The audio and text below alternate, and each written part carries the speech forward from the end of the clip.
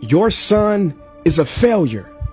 He's barely passing my class, and with grades like this, I'm just not sure what kind of future he's gonna have. What do you have to say for yourself? You're supposed to graduate this year. Listen to Mr. Johnson. What kind of future do you think you're gonna have? With all due respect, don't call me a failure.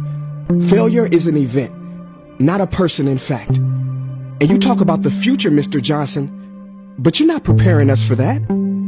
Excuse me? Just listen to what I'm saying. This should be good. Would you agree that in the future, most careers will become automated? Yeah, so? So the people who succeed will have to be curious, innovative, with resilience to adapt to new changes. What's your point? My point is, the focus in this school is not on that. It is on regurgitating information and test taking, and that's just real. But in today's world, creativity is the most important leadership skill. Oh, that's how you feel. You don't have to believe me, but maybe you will believe the 1,500 executives who recently said creativity is the most important leadership skill. See, pretty soon, no one will be hired because of what they know. Because who cares what you know or if you've memorized a fact? We've got Google and Siri for that. In the future, people will be hired because of what they can do with their knowledge. Can they creatively solve real-world problems, not just follow instructions or directions and bubble in multiple-choice questions? So, Mom, that's why I'm stressed, because these robotic tasks we learn in school should stop. Because no one can do a robot's job better than a robot. Billionaire founder of Alibaba, Jack Ma, said that we should not compete with artificial intelligence, but instead focus on developing unique human intelligence. Mr. Johnson, drills are for teeth, not the human mind.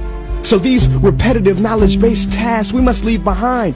Or in the future, you're gonna find a lot of people graduating out of your class right into the unemployment line.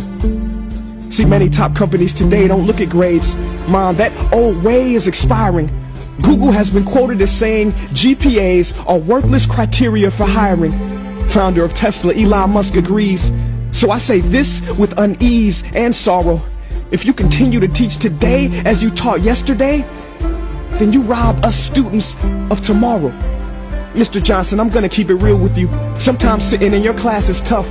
I'm constantly thinking, if I don't look up at the clock, maybe it'll speed up. So I listen to you do my work and pay attention, feeling like an hour had to have gone by. But it was only 3 minutes. So if you wonder why we're bored in class, look, you want to get a kid to hate reading? Give them this, a school textbook. And some people think it's our fault, and that hurts me. They say you can lead a horse to water, but you can't make him drink. And to that I say no. Firstly, you can put salt in that horse's hay and make him thirsty. And if you bring joy in your classroom, you can make any bad student nerdy, as he or she discovers the beauty of truly learning. Mr. Johnson, I mean no disrespect. You have the most important job on this planet. You build, create, and save lives. But if you really care about my future, like you say, then you have to fully commit and ask yourself honestly, how do I prepare a child for a future that doesn't yet exist? Here's a hint. The answer is not found in this. It's using this and this. See, in the future, we will need more passion and compassion. People with inspired hearts and wisdom to uplift this planet. And Mom, I love you, but can I be real? Go ahead.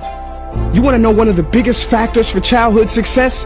It's not IQ. It's family meals. And we haven't had one of those in a while. See, I know sometimes you don't feel proud, because I may not be a straight A student, but I'm not stupid. These tests may be 70% of my grade, but they're 0% of my future. But don't worry, I'll pass this class and get through this. But I need you to give me the space I need to be me and live true. Because the best feeling in the world is that your own parents get you. There's a passage in a book called The Prophet by Khalil Gibran. And if you don't mind, I'd love to share it with you. Go ahead. See, he says, your children are not your children. They are the sons and daughters of life longing for itself. They come through you, but not from you. And though they are with you, they do not belong to you. You may give them your love, but not your thoughts, for they have their own thoughts. You may house their bodies, but not their souls, for their souls dwell in the house of tomorrow. So, Mom, I'd appreciate it if you give me the love that I need to pursue my dreams. See, if we are to succeed, all three of us need behavior change on all fronts. We talk about the future, but the future is now, and it is created now by all of us. I've never heard you speak like that before. Yeah, I didn't know. But I'm going to reach out to administration and try to change some things. You have my word.